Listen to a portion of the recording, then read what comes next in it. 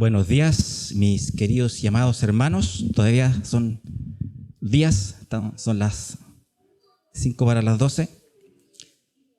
Nuevamente nos reencontramos con el libro de Romanos para seguir escudriñando lo que nuestro Dios nos quiere dar y entregar por medio de su palabra, su aprendizaje, su estudio, su meditación. Los niños ya van saliendo a su clase. Nosotros también nos quedamos acá aprendiendo del libro de Romanos. Como siempre, yo siempre hago un pequeño repaso para conectar con la vez anterior, para que no nos perdamos y retomemos bien el hilo. Si recuerdan, la última vez estábamos en el capítulo 2 de Romanos y habíamos visto que el apóstol Pablo había empezado a mostrar, tanto en gentiles como en los judíos, su pecado. ¿Por qué estaban obrando mal? ¿Por qué estaban haciendo mal y no obedeciendo la palabra de Dios? Y en el orden que está escrito el capítulo 2, primero empezó con los gentiles y al final, en la segunda parte del capítulo 2, empezó a darle a los judíos. Entre las cosas que empezó a referirse a los judíos, dice: el judío, que es aquel que recibió la palabra de Dios, aquel que es instruido en la ley de Dios, aquel que tiene toda esa bendición de Dios para obrar bien, finalmente está obrando mal. No está haciendo lo que predica. Es una de las cosas que le hace ver a los judíos, que por un lado dicen no robes, pero están robando. También se tocó el tema, o Pablo toca el tema de la circuncisión, donde podíamos ver que el patriarca Abraham tomó este pacto con Dios, fue obediente y por fe tomó este pacto, se hizo parte de él, y vimos que todas sus generaciones también debían tomarlo. Pero Pablo nos dice y nos da un punto importante, que este paso es de fe. No es solo una marca en la carne, sino que también es en el corazón. Justamente lo que dice Pablo ahí, que la verdadera circuncisión es la del corazón, no la de la carne. Y y también dice algo súper que tiene mucho peso. Dice: aquel judío que esté circuncidado, si no obra según la ley de Dios, si no hace la voluntad de Dios, Dios lo ve como si no estuviera circuncidado. O sea, no le sirve de nada esa circuncisión, esa marca en la carne no le sirve. Por el contrario, aquel que es gentil, que no tiene la circuncisión, si hace la voluntad de Dios, vemos que Dios sí lo va a ver como si estuviera circuncidado. Nos damos cuenta que Dios no ve lo externo, sino que ve lo más profundo nuestro, y por eso mismo nos seremos juzgados. ¿Me dan un segundito?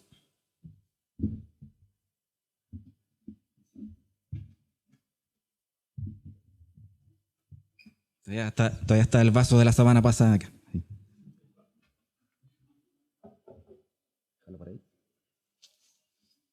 Bueno,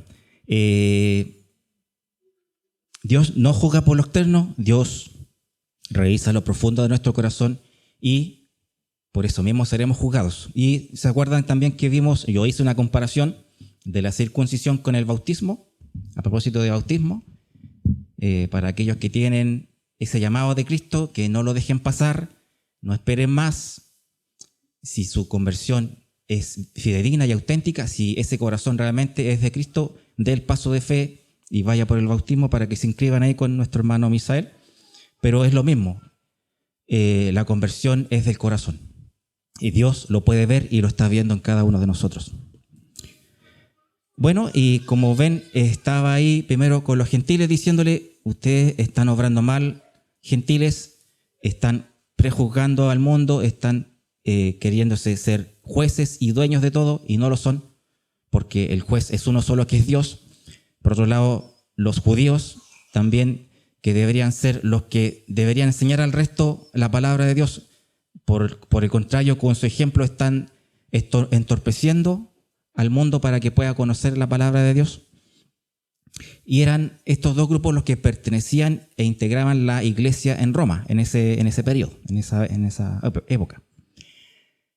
Y ahora, metiéndonos en el capítulo 3, ahí el Pablo sigue con los judíos, les sigue ahí dando, pero para llevarnos hacia un camino o una vereda por donde Él nos va a guiar para finalmente mostrarnos que el único camino que tenemos es Cristo. No hay más. Bueno, y tomando el capítulo 3 de Romanos, en el versículo 1 dice, ¿qué ventaja tiene pues el judío? ¿O de qué aprovecha la circuncisión? Bueno, antes de seguir, igual voy a hacer un breve paréntesis muy pequeño, porque ustedes ven que está Pablo arrinconando o acorralando a los judíos, pero resulta que él mismo es judío. Él mismo tiene ascendencia judía, él mismo se define y se nombra como judío de la tribu de Benjamín, fariseo, y un montón de títulos más que lo revelan a él como judío. Entonces, ¿cómo yo voy a estar ahora hablando mal de mis compañeros, de los que son de mi pueblo? Pero Pablo lo hace porque quiere mostrar en ellos lo mal y el pecado que están haciendo. Y aquí Pablo hace un pequeño paréntesis porque dice, ¿qué ventaja tiene pues ser judío? ¿O qué aprovecha la circuncisión? O sea, ¿cuál es el valor de eso? Y en el 2 dice, mucho y en todas maneras. Esto es para denotar que realmente la circuncisión o el ser judío no es algo liviano, no es una circunstancia de la historia. No es que de repente apareció un pueblo que Dios lo escogió y que por casualidad eran los judíos. No, Dios en su plan escogió a este pueblo por algo significativo y por algo importante. Son hombres a quienes escogió para una meta que es la salvación.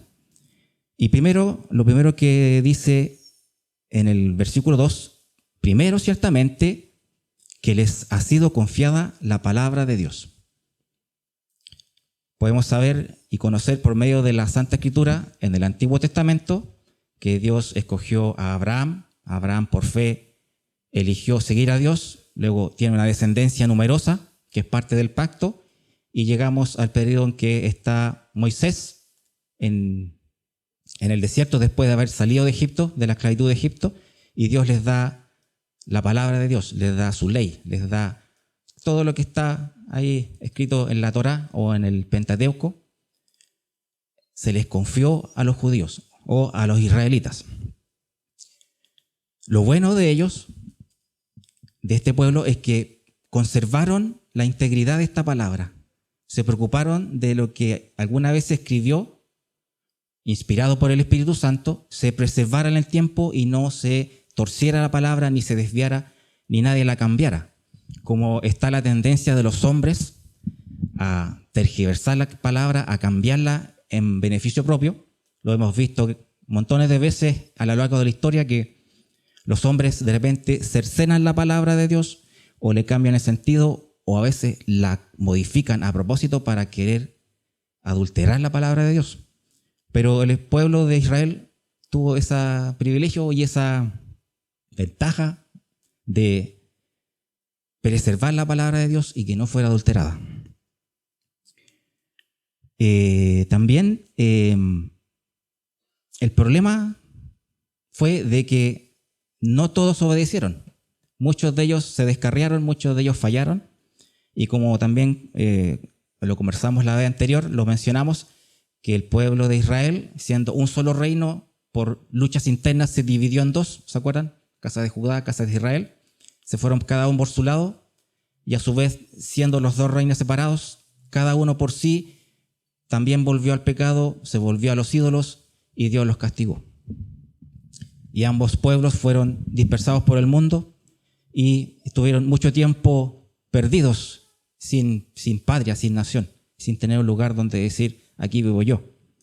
Pero, como Dios lo profetizó, hoy día en esa tierra de Israel, que está entre el Mediterráneo y el Éufrates, están viviendo de nuevo los hijos de Israel.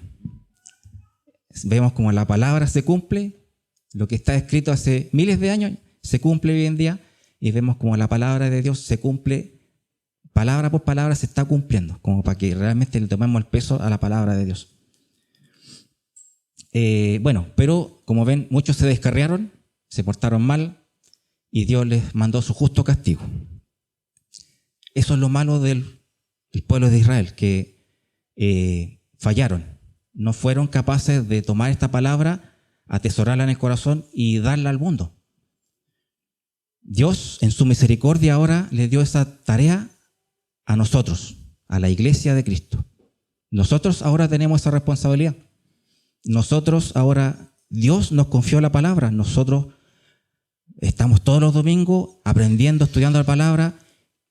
Ojalá que todos los días estemos leyendo la palabra de Dios, estemos meditando y aprendiendo de ella. Nosotros tenemos esa responsabilidad ahora y hoy. Y la misma responsabilidad que tuvo Israel, la tenemos nosotros. Ojalá que no fallemos como lo hizo Israel. Hagamos la tarea bien, como Dios y su voluntad así lo pide. Bueno, muchos se descarriaron y no cumplieron. Ahí en el Nuevo Testamento, en el libro de Mateo, capítulo 22, 14, hay una parábola que se llama la parábola de las fiestas de boda. No me voy a meter ahí, lo que sí voy a rescatar el versículo del 14 que dice, porque muchos son los llamados y pocos los escogidos. Están todos llamados, está todo hombre llamado a seguir a Dios, a obedecer su palabra, pero no todos están obedeciendo y no todos van a obedecer. Muchos van a seguir su camino, van a endurecer su corazón y se van a desviar y quedarse en donde están, en su comodidad, buscando su propio beneficio. Pero aquí nos quiere llevar Pablo, dice en el 3, pues si algunos de ellos han sido incrédulos, lo voy a leer de nuevo porque tiene un énfasis. Pues que, si alguno de ellos han sido incrédulos, su incredulidad hará hecho nula la fidelidad de Dios. Dios tiene un plan de salvación por el hombre, encomendó primero a los judíos, fallaron, encomendó a la iglesia, está en proceso, pero en ese primer fallo de los judíos estará en duda la fidelidad de Dios o la promesa de Dios. ¿Se habrá equivocado Dios con los judíos o deberá haber escogido a otro pueblo mejor y más fiel? Yo creo que en ninguna manera, porque nuestro Dios es fiel, nuestro Dios es omnisciente, omnipotente y todopoderoso, y a lo largo de toda la Biblia podemos darnos cuenta que Él tiene todo bajo control. Y los que hemos confiado en Él podemos experimentarlo y saberlo día a día, que el que se pone bajo la voluntad de Dios está con Él, Dios está con sus ojos en Él, lo cuida, lo bendice, lo guía, lo corrige y lo lleva por su camino. Estos que se apartaron de Israel era porque realmente nunca se volvieron a Dios, sino que endurecieron su corazón y se quedaron en su propio pecado. Nunca quisieron buscar a Dios realmente. Pero eso no significa que Dios falló. Dios no ha fallado. Dios tiene todo bajo control. Y como podemos ver hoy día, estando, creo, en el final de los tiempos, la palabra de Dios se cumple al pie de la letra. Yo siempre me gusta, me acuerdo una vez escuché a un evangelista que dijo una frase que me encantó, porque dijo, todo lo que dijo Jesús que iba a pasar, está pasando o ha pasado. Y así está.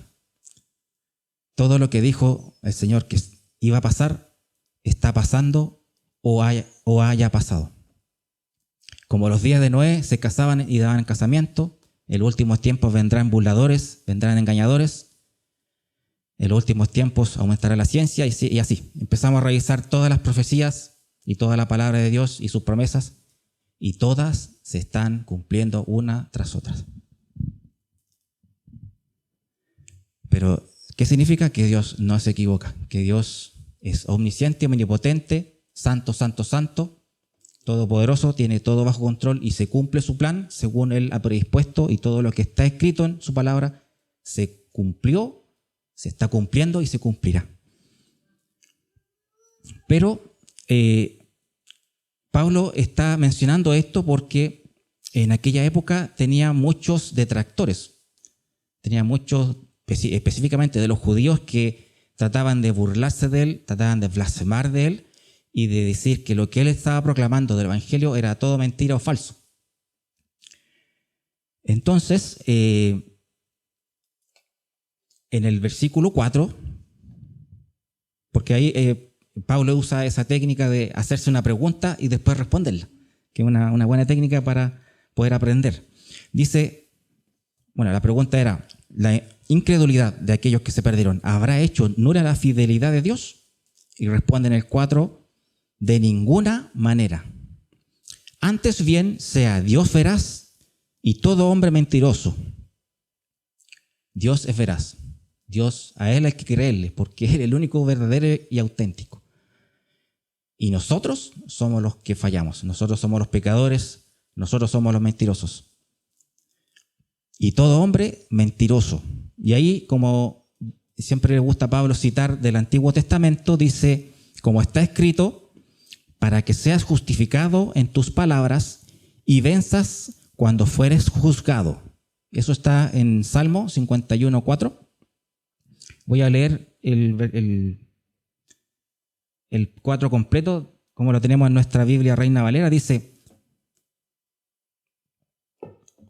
contra ti solo he pecado y he hecho lo malo delante de tus ojos, para que seas reconocido, justo en tu palabra y tenido por puro en tu juicio.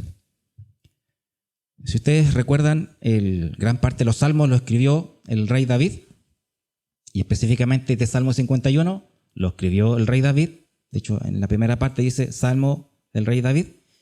¿Y saben cuándo lo escribió? Después de haber pecado con Betsabé. Ahí dice, lo tengo por aquí.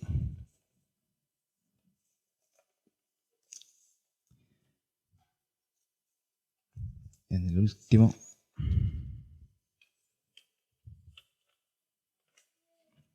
Al músico principal, Salmo de David, cuando después que se llegó a Betsabé, vino Natán el profeta.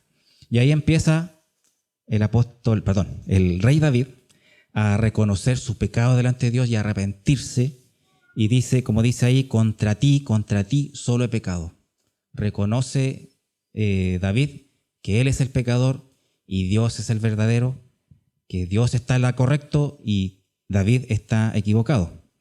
Y he hecho lo malo delante de tus ojos, para que seas reconocido justo en tu palabra y tenido por puro en tu juicio.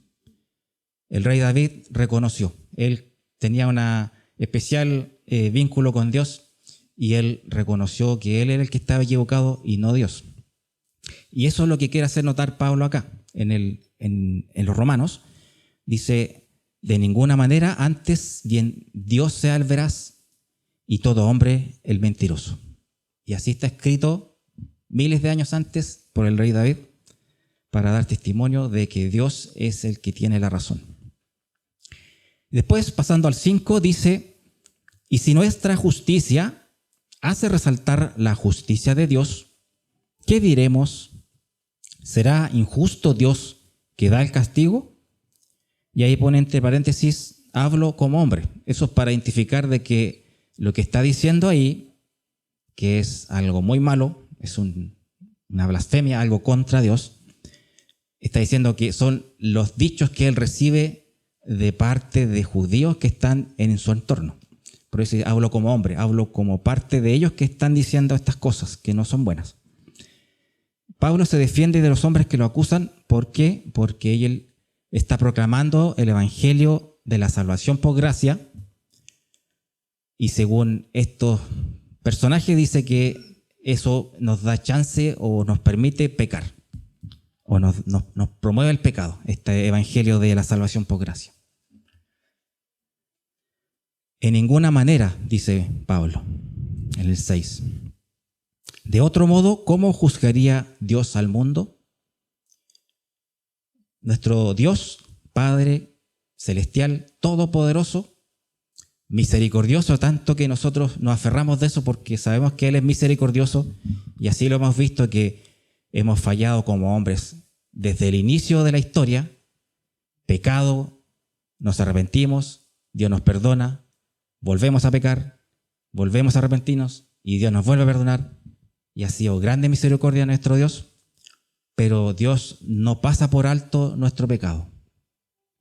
Dios no puede dejar pasar por alto el pecado. No lo perdona en el sentido de que no lo deja pasar. Sí nos perdona a nosotros, pero en lo que pecamos, alguien tiene que pagar.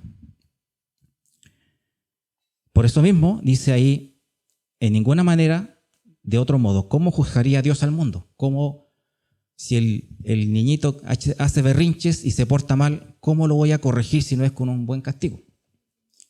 Especialmente hombres adultos que ya deberían portarse bien y hacer caso a la voluntad de Dios y no lo hacen.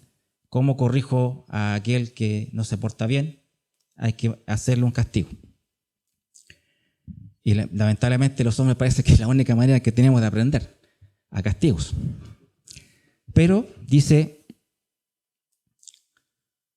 pero si, en el 7, sí, pero si por mi mentira la verdad de Dios abundó para su gloria, ¿por qué soy juzgado como pecador? Y ese es el razonamiento que estaba teniendo esa gente en esa época. Ahora que me porto mal, entonces ahora la gloria de Dios abunda, porque ahora se nota más lo que es de Dios de lo que es el pecado. Por lo tanto, yo al portarme mal recién se nota eso. Es un razonamiento bien ridículo, bien torpe. Quizá es como acostumbramos a los hombres, es una excusa para buscar hacer nuestra propia voluntad. Y muchas veces pensamos, no, si Dios es bueno, no, si Él me perdona. Me porté re mal, pero no, si Dios me perdona, Él es bueno, siempre me perdona. Pero no. Todo pecado que cometamos debe ser juzgado y debe tener su justo juicio y su justa condena. Aquellos que cometieron pecado o que desobedecieron la palabra de Dios y se equivocaron, sí o sí tendrán algún tipo de consecuencia en su vida o en la vida de otros. No pasa en vano el pecado. El pecado tiene su consecuencia. Nosotros, los que somos hijos de Dios, un día estaremos delante de Él también en un juicio, pero nosotros vamos con algo especial y algo distinto, que es nuestro Señor Jesucristo.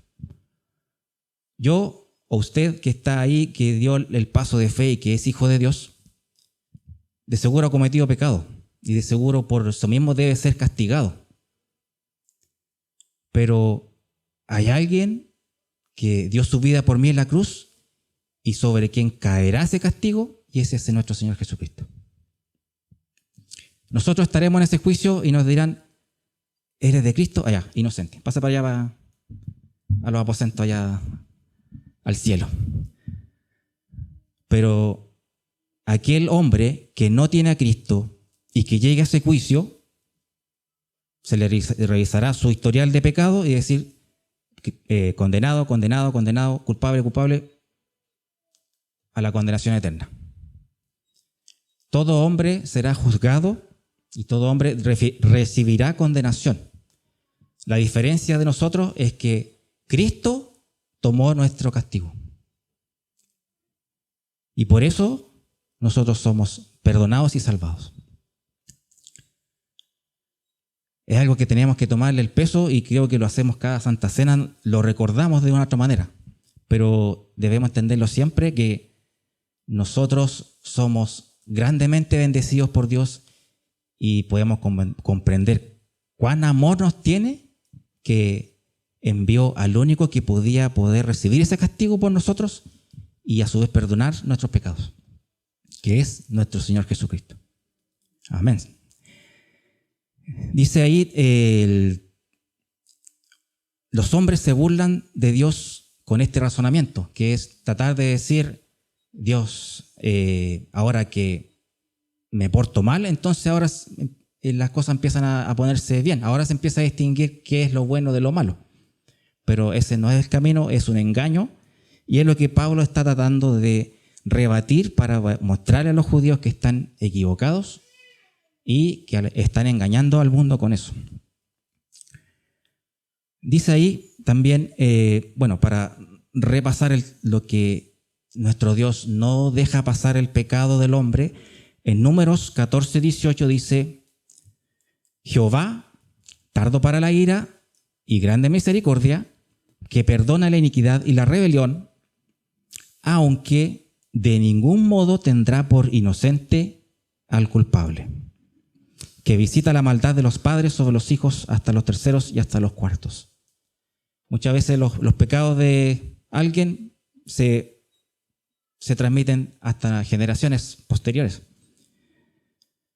No dejemos pasar el pecado en nuestra vida. Siempre acojámonos a Dios y que busquemos arrepentimiento y el perdón. Transgredir la ley de Dios trae consecuencias. Y en el 8 dice también en el mismo manera de pensar de los judíos de esa época, dice, ¿y por qué no decir, como se nos calumnia y como algunos cuya condenación es justa afirman que nosotros decimos, hagamos males para que vengan bienes? Sería, imagínense que empezáramos a decir eso acá. No, hermano, pórtese ven mal nomás, porque mientras más mal se porta, mejor vamos a estar. ¿Por qué? Porque ahora como están todos mal, ahora podemos saber dónde está lo bueno y podemos ir para allá. Pero en ninguna manera Dios quiere que hagamos lo malo. En ninguna manera Dios nos va a utilizar para lo malo. Siempre Dios nos va a llamar a lo bueno. Siempre nos va a llamar a santidad. Siempre nos va a llamar a que hagamos su voluntad y su palabra. Y justamente tomándome de eso, aquí son los judíos que están llamando a hacer el mal para que prevaleciera lo bueno. Y justamente he visto en algunas, no sé si prédicas o he visto algunos evangelistas que de repente se enredan en la palabra y proclaman cosas que no son verdad. Entonces, por ejemplo, aquí a tomar el caso de Judas Iscariote, que fue en que traicionó al Señor. Hay predicadores que dicen que fue Judas utilizado por Dios para que él pecara y fuera entregado al Señor. Pero la palabra, si uno la lee con calma, dice otra cosa. La palabra dice en Lucas 22:34, y seguro en los otros evangelios también, dice, y entró Satanás en Judas, por sobrenombre Iscariote, el cual era uno de los 12, era uno del número de los 12, y este fue y habló con los principales sacerdotes y con los jefes de la guardia y de cómo se lo entregaría. Judas tuvo que escoger por su propia voluntad entre ser fiel a Cristo o entregarlo a las autoridades por un precio. En ningún caso Dios lo puso a él ahí para que él pecara, para hacer el mal. Fue él el que escogió y Satanás se aprovechó de esa maldad de su corazón para que entregara al Señor. Y si vemos también otro ejemplo, también en el faraón de Egipto, como dice también la palabra, que dice, Dios endureció su corazón para que retuviera en la esclavitud a Israel en Egipto y no lo dejara. Pero lo que Dios le dijo a Moisés que pidiera al faraón era que liberara a su pueblo para que saliera a darle la gloria en el desierto. El mismo faraón también tuvo que escoger, obviamente con un corazón muy endurecido y con todas las plagas que le llegó a Egipto, escogió el peor camino. Bueno, finalmente se dio, pero vemos que después de haber cedido, igual siguió con su maldad, igual siguió persiguiendo al pueblo de Israel. Pero Dios, con su mano poderosa, lo libró y se cumplió la voluntad de Dios como Dios la tenía planificada. Pese a que hay hombres que se oponen a la voluntad de Dios, igual Dios impone su voluntad por sobre los hombres. Dios es amor, es misericordioso, pero no tan solo es eso, también ama la justicia y por eso es corrector. Aborrece la injusticia. Si Dios tiene un hijo, uno de nosotros, que está por el mal camino, naturalmente lo va a corregir. Si usted, padre, tiene un hijo suyo que está haciendo desorden, que se está portando mal, usted va a corregir a su hijo. No lo va a dejar así que haga sus maldades. Usted, como padre que ama a su hijo, va a ir y corregirlo. Nuestro Dios Padre Todopoderoso también hace lo mismo con nosotros. Muchas veces, quizás nosotros estando o buscando el mal camino o desviándonos del camino de la voluntad de Dios, Dios nos castiga o nos quita algo o nos priva de algo para que volvamos al camino. Y muchos cristianos de repente ven eso como un castigo y Dios está contra mí y como que se apaga su fe. Pero eso es porque ellos no están viendo lo que es la voluntad de Dios en sí. La voluntad de Dios es que todos nos salvemos y todos alcancemos la comunión y la reconciliación con Él. Muchas veces nos pasa que el Hijo de Dios, estando extraviado, desviándose del camino, Dios lo va a corregir y va a corregir. Obviamente tendrá que pasar algo de dolor, pero hay que ver cuál es el destino final o cuál es la consecuencia de esa corrección que está haciendo Dios. Es para volvernos al camino. Muchas veces cometemos errores, estamos haciendo algo mal en nuestra vida y Dios llega a corregirnos.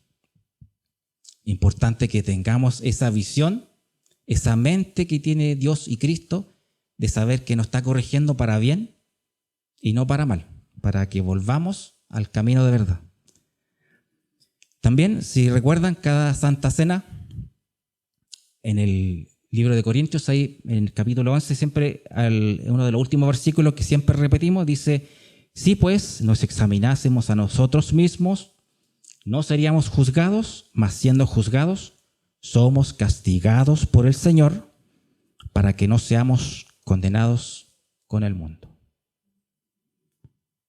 Eso que repetimos vez tras vez es porque nosotros tenemos que estar permanentemente examinándonos nuestra vida a la luz de la palabra de Dios para saber si estamos en su camino o estamos desviándonos. Y muchas veces el engaño del mundo, el engaño de Satanás, nos empieza a embolinar la perdiz, como decía un predicador muy amado nuestro, que está aquí. Nos embolina la perdiz para así adormecernos y llevarnos fuera del camino, fuera de la voluntad de Dios. Pero nosotros por eso tenemos que estar siempre vigilando, velando, manteniéndonos fieles a la palabra, meditando en ella, aprendiendo de ella, para que no nos desviemos y no nos durmamos y no nos lleve la corriente, como decía el camarón, que se la lleva la corriente.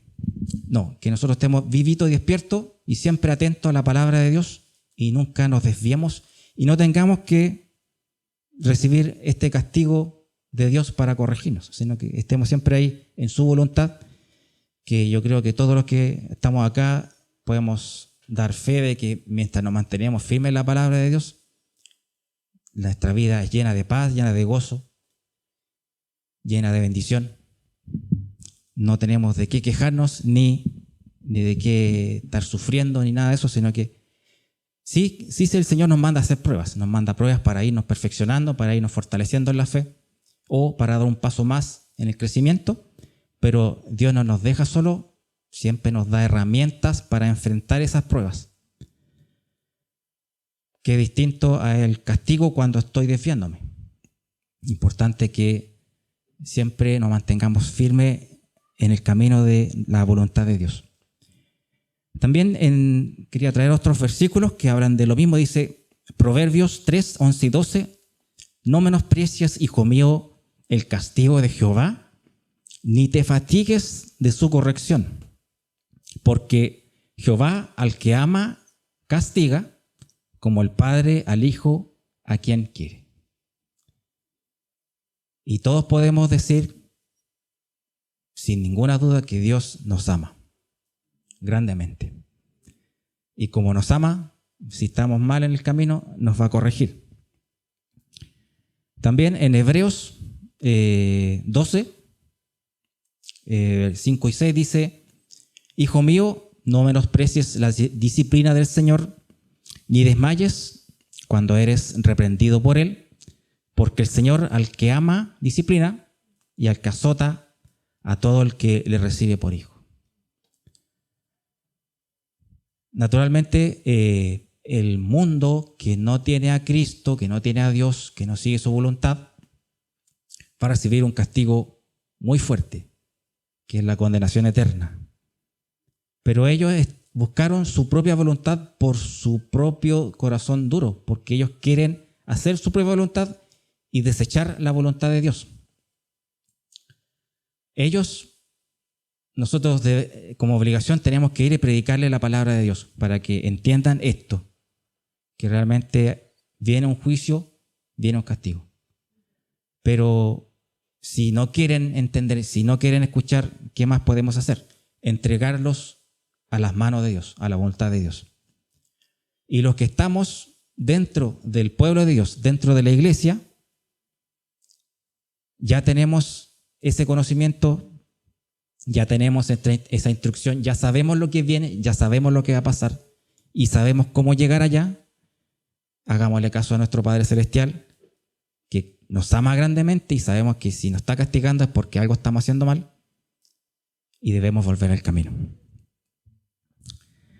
No me voy a alargar mucho más, vamos a ser más cortita hoy. Siempre me acuerdo una frase que también dice nuestro pastor amado, cuando decía: piano, piano, va lontano. Va lontano, que significa lento, lento, porque así vamos a llegar mucho más lejos. En lo que viene del capítulo 3, ahí ya Pablo se mete de lleno a lo que es el pecado, pero ahora lo ve no por el punto de vista judío ni punto de vista gentil, sino que ahora todos los hombres están todos metidos en el mismo saco, que es el pecado. No hay ninguno solo que se salve. Y ahí salen varios versículos de los que ya hemos aprendido y sabemos de memoria y son muy conocidos. Y a eso nos meteremos ya en el próximo capítulo, pero vamos a llegar hasta aquí para marcar una pausa y empezar con esta nueva etapa. Pero vemos que ya, como ya habíamos comentado la vez anterior, como recapitulando todo esto que llevamos de los primeros 3 libros de Romanos, Dios tiene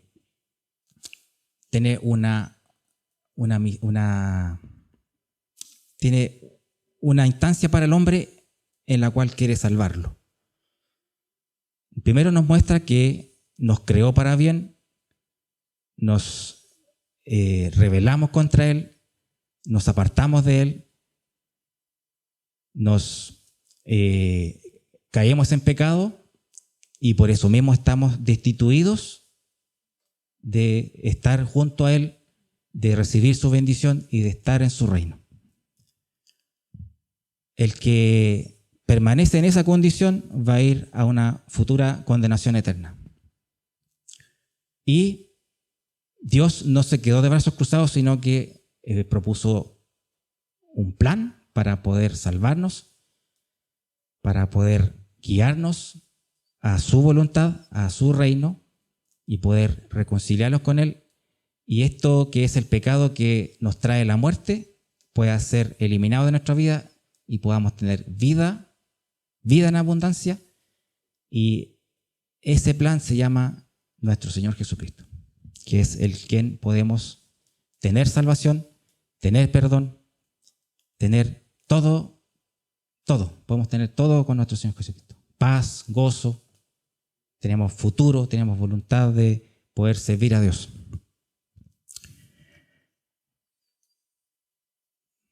Eso, entonces lo dejamos hasta ahí. Hermanos, ¿me acompañan a orar? Padre Santo, Padre amado, hemos aprendido grandes verdades de tu palabra. Sabemos que tú no dejas al hombre desprovisto, siempre has provisto para él conocimiento, has provisto paz, has provisto salvación, has provisto de todo lo que necesitamos para poder volver a tu gloria, volver a estar contigo, volver a la comunión. Desde el principio te dimos la espalda, escogimos el pecado, escogimos la maldad, pero tú has sido grande en misericordia, tardo para la ira, y vez tras vez recibimos oportunidades para salvación. Pero en tu plan también, por medio de tu palabra, conocemos que hay una gran salvación, un gran plan y único plan, el único camino para poder alcanzarte, para poder volver a estar junto a ti. Reconocemos que es nuestro Señor Jesucristo y en Él reconocemos que hay salvación, que hay perdón de pecados. Reconocemos que Él es y será nuestro Rey, nuestro Señor, y a Él pretendemos seguir. Te pedimos, Padre, que tú nos ayudes a seguir sus pasos, a seguir su camino, a no desviarnos, a no caer en las trampas del enemigo, ni en nuestra propia voluntad, ni nuestra propia mente que nos engaña, sino seguir siempre aferrado a ti, a tu palabra, mantener siempre el camino que tú has provisto para nosotros, para salvación. Padre Santo, lo dejamos en tus manos y lo pedimos en el santo nombre de aquel que es nuestro Señor. En el nombre de Jesucristo. Amén. Amén. Gracias, hermano.